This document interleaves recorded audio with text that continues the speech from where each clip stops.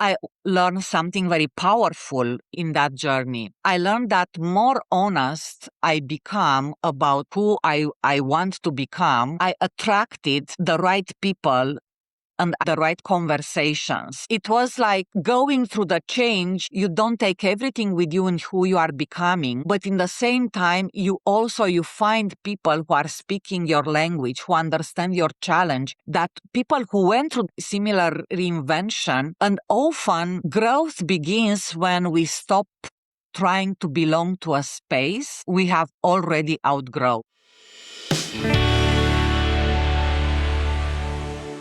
Welcome to Evoke Greatness, the podcast for bold leaders and big dreamers who refuse to settle. I'm your host, Sonnie, CEO, entrepreneur, and someone who's spent over 20 years building, leading, and learning what it really takes to rise. Every step of that journey has taught me something worth passing on. Lessons in business, leadership, resilience, and the psychology behind it all. Here, you'll hear raw conversations, unfiltered truths, and the kind of wisdom that ignites something deeper in you, your courage, your conviction, and your calling. This show will help you think bigger, lead better, and show up bolder in every part of your life and business. This is your place to grow. Let's rise together.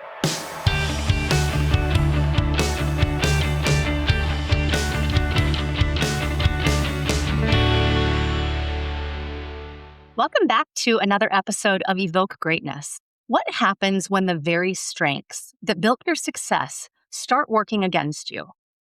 Today's guest has spent over 2 decades studying that exact question, from boardrooms across 5 continents to the coaching work she does now. Laur Patak is a Gallup-Certified CliftonStrengths coach, author, storyteller, and creator of the Strengths Velocity Lab, a framework that helps high performers turn their lived experience and natural strengths into strategic advantage. After a 25-year career in global corporate leadership, Laura made a pivotal identity shift of her own, trading executive titles for the work of helping others see themselves more clearly.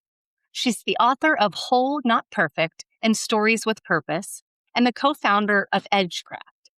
Her work sits at the intersection of performance, identity, and what it truly takes to grow beyond the version of yourself that got you here. Today, we're diving into why high performers get stuck at the exact moment that they should be growing, and why breaking through isn't about working harder or smarter, but about something much deeper, who you believe you are. Laura, welcome to the show.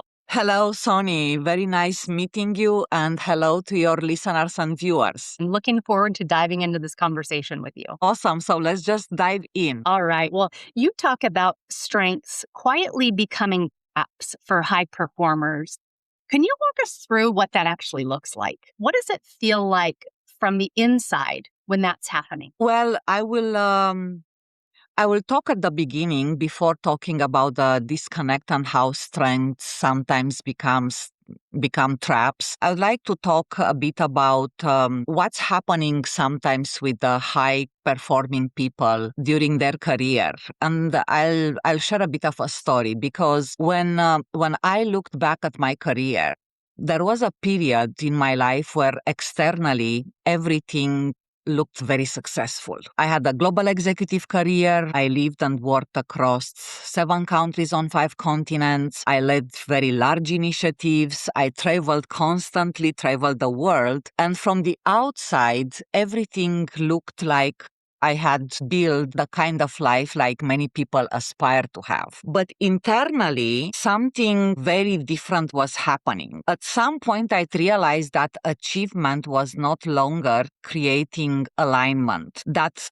the milestones were still there, the performance was still there, but the meaning behind them started fading. And that was a very, I would say, brutal and confronting realization, because nobody teaches us how to navigate that moment when life that once represented success no longer feels connected to who we are becoming. What I came to understand is that reinvention is rarely dramatic. It's usually very quiet. And it begins with reflection, with honesty, but also recognizing the patterns we carry. And here is where actually we are connecting patterns with strengths. Because what patterns are, they are define and build over time by our strengths talking very loud in moments of pressure and those kind of natural talents which we do possess even we don't know that we have it. And just to give you an example, one of my top 5 strengths, it's responsibility, and how responsibility is manifesting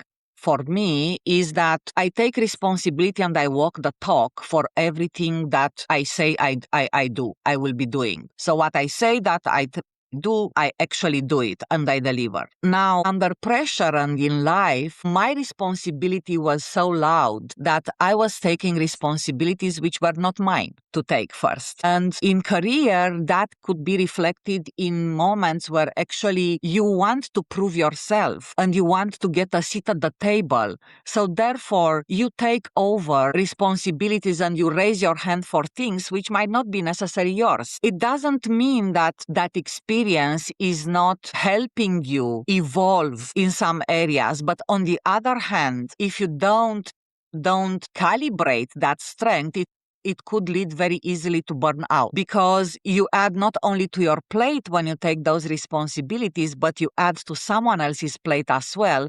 And you have to be very mindful of that, and also to be very mindful what that new responsibility means not only for you, but also for the others around you. Therefore, for me, when we are talking about patterns and the patterns that are driven by strengths, it's very important to identify not only our strengths, but to identify also our patterns driven by strengths. And we need to question the definition of success we may have inherited but never consciously choose. Because in different seasons of life, success might have very different definitions. And for me, reinvention was not about becoming someone else. It was about integrating more intentionally who I already was, my strengths, my values, my voice, my purpose, and the kind of impact I truly wanted to create. Yeah. So that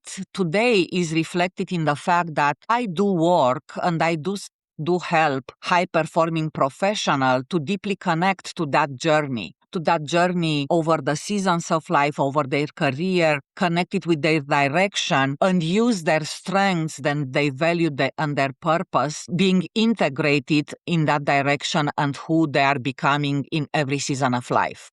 I love the fact that you recognize the seasonality, because we are at different seasons at different points in our life, and there really has to be a sense of awareness around that. I first recognized the seasonality of life in reading a book.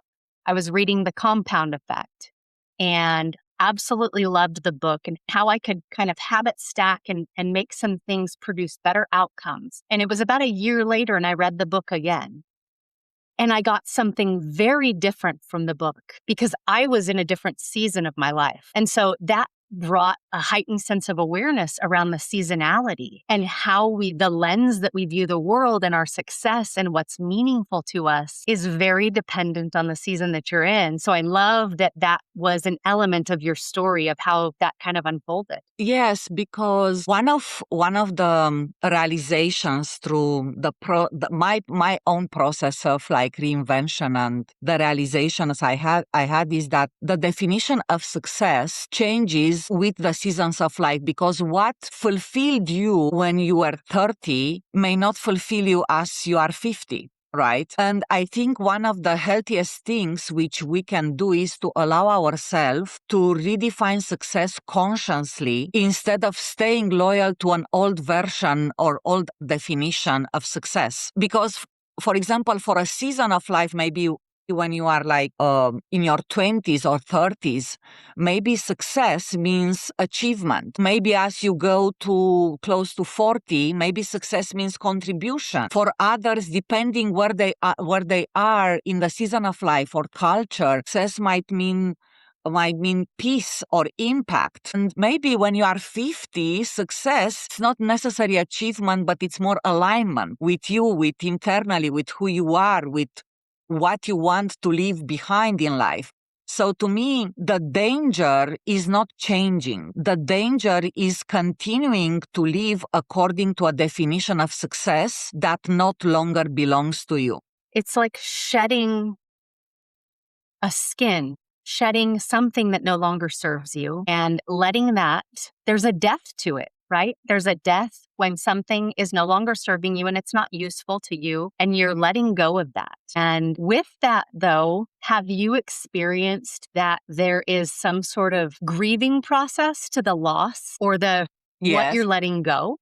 Yeah, it's a very there are some hard realizations, and I can speak about my process, and maybe that's going to be insightful. Because when I'm saying that success, I like saying success and significance, but significance, when I talk about significance, I talk about that internal alignment. And that's when success and significance are not the same thing, first of all, right? And I think that the hardest realization in adulthood is understanding exactly this thing, that the external success and the internal fulfillment are not automatically connected. What I'm seeing, and I'm seeing among, all high performers and people having like rich careers, I see that, spending years in building careers based on responsibility, and I just talked about the responsibility, achievement, validation, and performance. These things, they create opportunities, they create financial stability, recognition, and growth. But at some point, many people quietly reach a season where they realized that I build a successful life, but I no longer feel connected to that life. That's a very, very hard realization, because that disconnect can feel very confusing, because nothing is technically wrong. Life is good to outside, but internally you struggle. So technically you look good for the rest of the world, right? But internally, what I felt, and talking with many high professionals, it feels that the energy changes. The excitement is not longer there. The work becomes emotionally flat. You are flat emotionally. You are just like, going every day through life, but not enjoying life. And achievements, actually, they are not longer creating meaning. And that moment is important, because that moment often becomes the beginning of reinvention. But to have the ability and the awareness to recognize that and to really be truthful to yourself, that's very hard. Okay, quick pause to tell you about my partners at Row Nutrition. I came to them as a customer first. I have both Hashimoto's and I am smack dab in the middle of perimenopause. Their liposomal supplements have been a game changer for my brain fog, fatigue, and inflammation. I'm currently taking their NAD+, glutathione, and curcumin, and I recently added in both collagen and creatine. Anyone who knows me knows I only put my name behind what I actually use, and Row has earned it. You can use the code SONNIE15, SONNIE15 for 15% off at rownutrition.com, or you can click the link in the show notes and it'll take you right there. All right, let's hop back into the episode. This conversation is going to serve so many. Large portion of my audience are women who are in the senior and executive space, and they have gone through many seasons in their time, oftentimes where what you're doing is seeking an external validation. You're not necessarily stepping into your voice or really owning your space. And then all of a sudden you get to a season where you think, wait a second, why am I putting on this mask, if you will, for others? Why am I not doing what fully serves me in the process?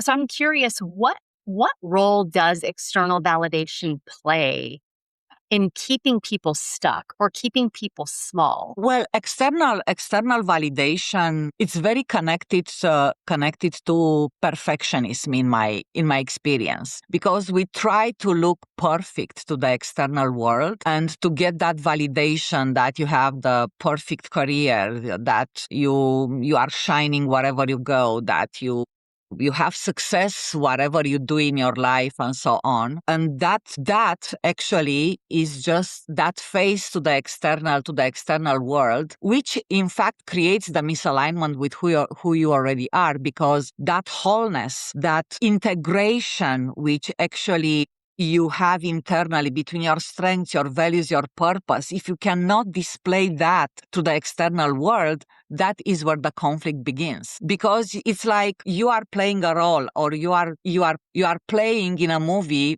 that you haven't been cast to. So to me, and to me, that is the real courage to really pause. And I'd like to talk a bit about, pausing and that kind of silence, which amplifies patterns. Because one of the biggest lessons during my transition was realizing how loud our patterns becomes in silence. Because when you are having a very hype career with so many responsibilities, teams which you are driving, you might be also a parent. You might have responsibilities at home. You are like on a treadmill all the time. You are always running. And when that disconnect is happening, some people ignore it, but some others, they step back and they take that kind of time to really understand what's going on, and how those kind of patterns that become visible, and the discrepancy become very, very visible. So, because when we stop constantly performing, producing, solving, and reacting, we start noticing over responsibility. We start noticing people pleasing behaviors. We start noticing perfectionism, fear of disappointing others, difficulty of asking for help. That was one of my biggest challenge, to be able to raise the hand for help, because I was always the person solving everything for everybody by myself. Or the overachievement tied to self-worth. So when we start noticing all these patterns, actually what I realized that I had built an identity around carrying everything and taking responsibilities for everything. And for years, that pattern looked like strength. But I understood that there is an emotional cost behind that. And the emotional cost for me was almost, a burnout. The emotional cost was that I felt lost inside me, and I had to take a step back in order to reconnect with who I am. How does someone approach the process of getting quiet and pausing when we've gotten so used to a busy day, a busy life, a busy job, a busy mind? And in the moments when we have the opportunity to quiet down, oftentimes we fill that with screens or mindless social media. How does someone capture the opportunity to get quiet? I think it has to be very intentional and very meaningful. Something almost like a personal responsibility to yourself, to create that white space where you can really digest all those emotions and to make a sense of it. There are also, for me, started with questions, because sometimes questions are the answers. And questions like, if I take away the title and the job description, what I'm really good at, what I enjoy doing, what is still meaningful for me, what brings me energy. I realized that there were activities or things which actually they were really draining my energy, not because I didn't know how to do it. It's because it was my place and my values, my purpose. I was not aligned anymore with what I was doing, because I was in a season of life when actually I wanted to create legacy, more meaningful things, and to stop creating achievements and performance. And stepping back and taking the time I do believe that it's something which everyone has to be responsible for and very intentionally to create, because reinvention actually it's about reflection and reframing. You have to allow things time to reflect and also to understand exactly what is the story that brought you there, what are those patterns, and what you want to carry with you as patterns, and what you want to leave behind. And there is one thing, and nobody talks enough about the emotional loneliness sometimes in these moments, because there is an emotional loneliness in, it's like an identity transition, because when you are trying to move away from a version of yourself that people recognize and validate, you temporarily enter a space where your new direction is not fully clear yet. And that is a very uncomfortable space. It's like you knew exactly who you were before, but you don't know exactly where you want to go, and you are in that limbo. And in that limbo, people around you may not understand your choices, and you may lose connection with environments and people that who once defined you. And you might question yourself like 100 times. But I also learned something very powerful in that journey. I learned that more honest I become about who I want to become, I attracted the right people and I attracted the right conversations. It was like going through the change. Yes, you might disconnect from patterns, but also circles. You don't take everything with you in who you are becoming, but in the same time, you find people who are speaking your language, who understand your challenge, that people who went through similar reinvention, and they become your support and become your circle. And often growth begins when we stop trying to belong to a space we have already outgrown. Okay, that's a wrap on part 1.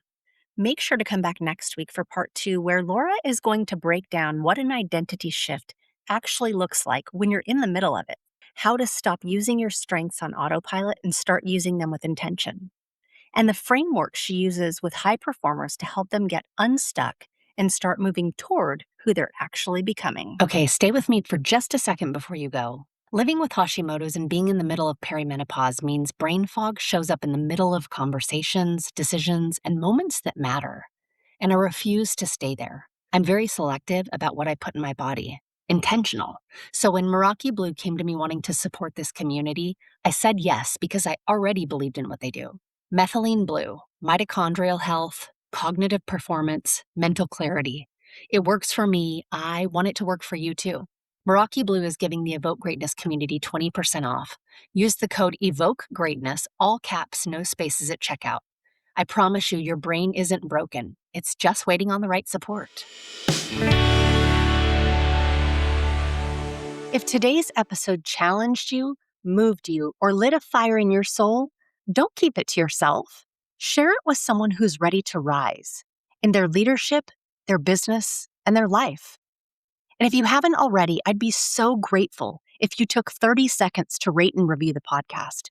It's one of the most powerful ways to support the show and help us reach more bold leaders like you. Because this isn't just a podcast, it's a movement. We're not here to play small.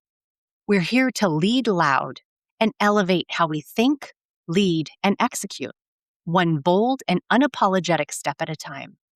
Until next time, stay bold, stay grounded, and make moves that make mediocre uncomfortable.